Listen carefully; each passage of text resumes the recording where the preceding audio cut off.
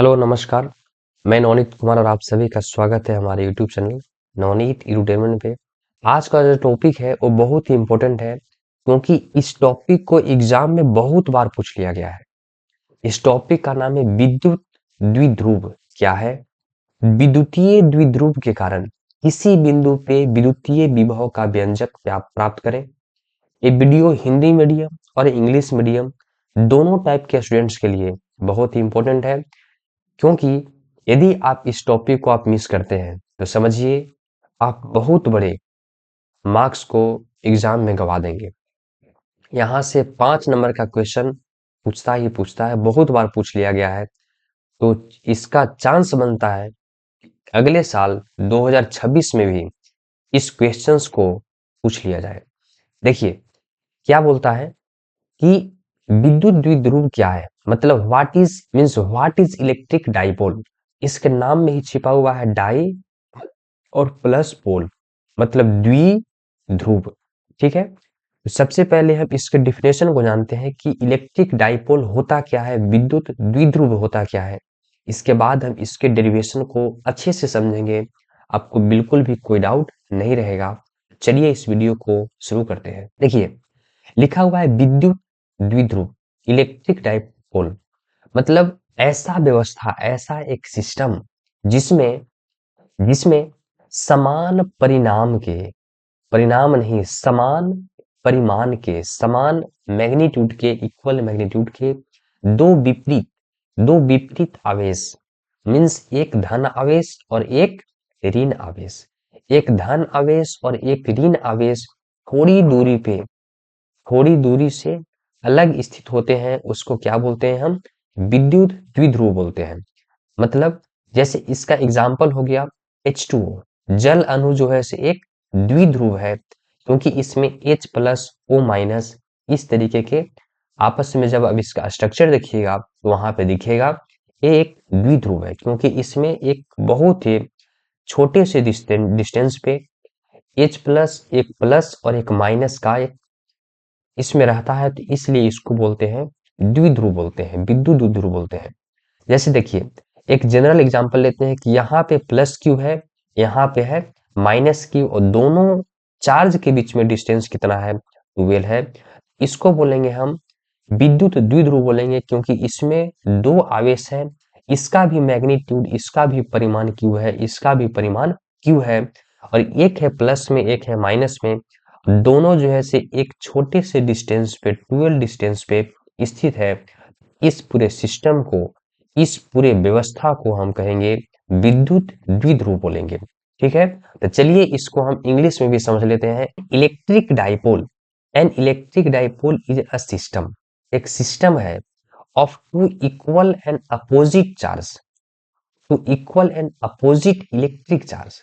मतलब एक सिस्टम है जिसमें दो रहेंगे, दो क्या रहेंगे भाई? दो इलेक्ट्रिक चार्ज रहेंगे। तो कैसा रहेंगे? तो टू इक्वल रहेंगे, इक्वल मैग्नीट्यूड के रहेंगे और अपोजिट नेचर के रहेंगे, मीन्स वन पॉजिटिव और वन निगेटिव, एक पॉजिटिव चार्ज रहेगा और एक निगेटिव चार्ज रहेगा। और कहाँ पे रहेंगे? तो separated by a small fixed distance पे रहेंगे, एक छोटे से डिस्टेंस पे सेपरेट रहेंगे, अलग अलग रहेंगे। जैसे वाटर मॉलिक्यूल हो गया, यहाँ पे एक प्लस क्यू चार्ज है, एक माइनस क्यू चार्ज है, यहाँ पे प्लस क्यू माइनस क्यू जो है से दोनों चार्ज एक दूसरे से 12 डिस्टेंस पे सेपरेट हैं। इसको, इस सिस्टम को हम बोलेंगे इलेक्ट्रिक डाइपोल कहेंगे। अब देखिए इसी इसी क्वेश्चन में बोल रहा था कि विद्युतीय द्विध्रुव इलेक्ट्रिक डाइपोल के कारण किसी पॉइंट पे, इस पे दो पॉइंट बहुत फेमस है, एक अक्षीय एक निरक्षीय, मतलब एक्सियल पोजीशन पे और इक्वेटोरियल पोजीशन पे विद्युतीय विभव को, व्यंजक को प्राप्त करें। ये इंपॉर्टेंट है क्वेश्चन। इस क्वेश्चंस को आप नोट भी कर सकते हैं और इस क्वेश्चंस को बार बार आप रिवीजन करते रहिए, पता ना खुदा ना खास आपके एग्जाम में ही देखने को मिल जाए। और यदि आप इसको नहीं कंप्लीट करके जाते हैं तो आप एग्जाम में 5 मार्क्स को गवा सकते हैं। चलिए इसके व्यंजक को, इसके एक्सप्रेशन को हम समझने का प्रयास करें। यहाँ पे electric potential due to a dipole, मतलब किसी विद्युतीय द्विध्रुव के कारण विद्युत विभव का व्यंजक हमको प्राप्त करना है। तो सबसे पहले ये स्ट्रक्चर देखिए, एग्जाम में हर एक स्टेप में आपको मार्क्स मिलता है। तो सबसे पहले इसका एक इमेज बनाइए, इसका फिगर बनाइए। इस यहाँ पे प्लस क्यू हो गया, यहाँ पे माइनस, यहाँ माइनस क्यू हो गया, यहाँ प्लस क्यू हो गया। दोनों जो है एक दूसरे से 12 डिस्टेंस में यहाँ स्थित है। देखिए यहाँ पे 12 डिस्टेंस पे स्थित है और इसके एक मिडिल पॉइंट से, इसके सेंटर से आर डिस्टेंस पे किसी एक हम पॉइंट को ले लिए, जहां पॉइंट का नाम दे दिए पी। एक कहीं भी हो सकता है, एक जनरल पॉइंट है, कहीं भी हम इसको ले सकते हैं और जो सेंटर से आर डिस्टेंस की दूरी पे स्थित है। ठीक है, इस बात को समझिए। और जो ये आर जो है, ये जो पॉइंट ई जो है से इस इलेक्ट्रिक डाइपोल मोमेंट का डायरेक्शन कहाँ से कहाँ होता है, तो निगेटिव से पॉजिटिव, मतलब माइनस से प्लस की ओर होता है। इसका इलेक्ट्रिक डाइपोल मोमेंट को सूचित करते हैं पी से। इसका डायरेक्शन हो गया ई साइड, इलेक्ट्रिक डाइपोल मोमेंट का डायरेक्शन हो गया ई साइड हो गया। और ये जो आर डिस्टेंस जो है से ई साइड पे है। समझ गए बात को? आर डिस्टेंस जो है से ई साइड पे है, तो और ये जो एंगल जो बना रहा है से थीटा बना रहा है। ठीक है, तो सबसे पहले हम लोग क्या करते हैं, किसी पॉइंट पे किसी भी चार्ज के कारण, किसी भी आवेश के कारण आपको पोटेंशियल निकालना है, तो उसका फॉर्मूला क्या होता है, के क्यू बाय आर। के क्यू बाई आर होता है। मतलब वो चार्ज चाहिए, चार्ज का मैग्नीट्यूड चाहिए, और यहाँ पे उस पॉइंट का उस चार्ज से डिस्टेंस चाहिए था। यहाँ पे अब इस चार्ज के नेचर पे डिपेंड करेगा कि वो निगेटिव पोटेंशियल आएगा, पॉजिटिव पोटेंशियल आएगा। ठीक है, तो यहाँ पे प्लस क्यू है और इस पॉइंट पे निकालना है। इस चार्ज से इस पॉइंट का डिस्टेंस हम मान लेते हैं कि R1 है, और इस पॉइंट से इस पॉइंट का डिस्टेंस मैं मान लेता हूं कि R2 है। लेकिन मुझे क्वेश्चन में सिर्फ R दिया रहेगा, जनरल पॉइंट। तो R को हम R1 के रूप में और R को हम R2 के रूप में किस तरीका से कन्वर्ट करते हैं, ये बहुत इंपॉर्टेंट है। ठीक है, तो यहाँ पे देख लेते हैं कि ए बी, इस पॉइंट को मान लेते हैं कि ए है, इस पॉइंट को मान लेते हैं कि बी है। ए बी का लंबाई कितना हो गया, यहाँ पे 12 है, यहाँ पे सॉरी, यहाँ पे 12 कर लीजिएगा, यहाँ पे 12 है। और आर पे मतलब ओ पी पे बिंदु पॉइंट ए से इस पे एक लंब खींच देते हैं, और बी से ही इस ओपी को एक्सटेंड करके, फैलाकर, इसको बढ़ाकर, आगे बढ़ाकर इस पे भी एक लंब खींच देते हैं। ठीक है, यहाँ पे लंब हो गया। तो आपको पता होगा कि एक समकोण त्रिभुज में यहाँ पे 90 डिग्री का कोण बन रहा है, यहाँ पे एंगल थीटा है। तो इस कंपोनेंट को निकालते हैं, ओसी निकालने का ट्राई करते हैं। तो ओसी का लंबाई कितना होगा, एल का कॉस थीटा। एल का ई साइड जाएगा कॉस थीटा, और एल का ई साइड जाएगा L sine theta. L cos theta हो गया, ओसी का लंबाई कितना हो गया, एल कॉस थीटा। और एसी का लंबाई कितना हो जाता, एल साइन थीटा, लेकिन मुझे जरूरी नहीं है। अब इसी तरीका से इस ट्रायंगल में चलते हैं। यहाँ भी एक समकोण है, 90 डिग्री है, यहाँ पे भी एंगल थीटा है। इस एल का, इसका कंपोनेंट निकालेंगे, ओडी निकालेंगे, तो एल का कॉस थीटा बचेगा। एल का क्या बचेगा, कॉस थीटा बचेगा। बात समझ में आ गया? चलिए, बहुत बढ़िया। अब देखिए, अब मुझे पता है कि ए बी जो है से एक बहुत ही छोटे डिस्टेंस पे स्थित है। ठीक है, तो जब छोटे डिस्टेंस पे स्थित रहेंगे, तो ये जो पॉइंट है सीपी पॉइंट है और एपी पॉइंट है, से दोनों जो है से इक्वल लगेंगे, बराबर की तरह दिखाई देंगे। ठीक है, इसको एज्यूम करते हैं कि दोनों क्या होगा, बराबर होगा, क्योंकि ए बी जो है से बहुत ही छोटे डिस्टेंस पे स्थित है। यहां से क्या होगा कि सीपी जो है से बराबर होगा किसका, एपी का। और इसमें देखेंगे तो बीपी जो है से बराबर होगा किसका, डीपी का बराबर होगा। बीपी बराबर डीपी और सीपी बराबर एपी हो जाएगा। लेकिन मुझे डिस्टेंस चाहिए था, एपी चाहिए था। तो चलिए आगे हम इस वीडियो में समझाते हैं कि कैसे होगा। मुझे चाहिए था R1। R1 कौन सा डिस्टेंस है भाई, तो पी ए, एपी डिस्टेंस है R1। तो मुझे पता है कि R1 जो है से बराबर है किसका, सीपी का। और क्वेश्चन में दिया था कि ओपी जो है, ओपी का लंबाई कितना है, आर है। तो यहाँ से सीपी निकालने के लिए, यदि सीपी निकल गया तो सीपी के बराबर ही तो एपी है। तो सीपी कैसे निकलेगा, तो ओपी माइनस ओसी कर सकते हैं। यहाँ पे लिखा हुआ है कि ओपी माइनस ओसी। ठीक है, यदि सीपी निकल गया तो उसी के बराबर तो एपी भी है। यहाँ से पहले Cp निकालते हैं तो OP माइनस OC हो गया। R1 का वैल्यू कितना हो जाएगा भाई? R1 का वैल्यू होगा R minus L cos theta, मतलब ये पूरा डिस्टेंस R था, माइनस एल कॉस थीटा को माइनस कर देंगे तो यहाँ से क्या बचने वाला है? Cp बचने वाला है। तो Cp मतलब R1 बचने वाला है। यहाँ से R1 का वैल्यू हो जाएगा R minus L cos theta. अब देखिए डिस्टेंस मुझे पता चल गया R1 का, तो V प्लस क्यू मतलब प्लस क्यू के कारण P पॉइंट पे इलेक्ट्रिक पोटेंशियल कितना हो जाएगा? V प्लस क्यू हो गया तो 1/4πε0, इसको K से भी डिनोट करते हैं तो K क्यू बाई R1, तो V प्लस क्यू तो 1/4πε0 Q upon R minus L cos theta. R1 का वैल्यू कितना है? R minus L cos theta है। ठीक है, अब देखिए इसी तरीका से हम R2 का वैल्यू निकालेंगे। R2 कैसे निकलेगा भाई? R2 निकालने के लिए क्या करेंगे, मुझे पता है कि OP का डिस्टेंस पता है, OP का लंबाई कितना है भाई? R है, और यहाँ से OP प्लस OD कर देंगे तो मुझे DP पता हो जाएगा, और DP जो है से BP के बराबर है। यहाँ से लिख सकते हैं कि R प्लस एल का कॉस थीटा। यहाँ पे देखिए क्या लिखा हुआ है, R2 इक्वस टू लिखा हुआ है R प्लस एल का कॉस थीटा लिखा हुआ है, क्योंकि DP जो था से BP के बराबर था। और DP को कैसे निकाल सकते हैं कि OD प्लस OP निकाल, देखिए OP था, OP यहाँ से देखिए OP था और प्लस OD कर दिए तो BP या फिर DP के बराबर हो जाएगा। R2 का वैल्यू कितना हो जाएगा? R प्लस एल का कॉस थीटा, तो OP का वैल्यू कितना था? R था, और DO का वैल्यू OD का वैल्यू कितना हो जाएगा? एल कॉस थीटा हो जाएगा।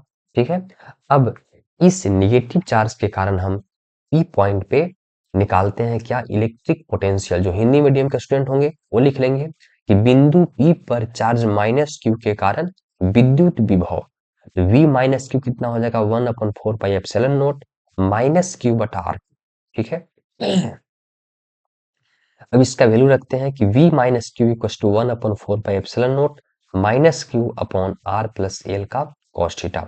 देखिए एक समीकरण हमें यहाँ पे मिल गया, एक समीकरण हमें यहाँ पे मिल गया, और आपको पता होगा कि विद्युत विभव इलेक्ट्रिक पोटेंशियल जो है से एक स्केलर क्वांटिटी है, अदिश राशि है, तो इसमें हमें वेक्टर का जरूरी नहीं पड़ेगा, बस दोनों चार्ज के कारण उस पॉइंट पे जितने भी पोटेंशियल आएंगे तो दोनों को हम बस एल्जेब्रिक सम कर दें। देखिए now net potential at point P, इस पॉइंट P पे नेट पोटेंशियल कितना होगा किसके कारण? तो डाइपोल के कारण, तो V plus Q plus V minus Q, मतलब माइनस क्यू के कारण कितना पोटेंशियल है और प्लस क्यू के कारण कितना पोटेंशियल है, दोनों को हम क्या कर देंगे?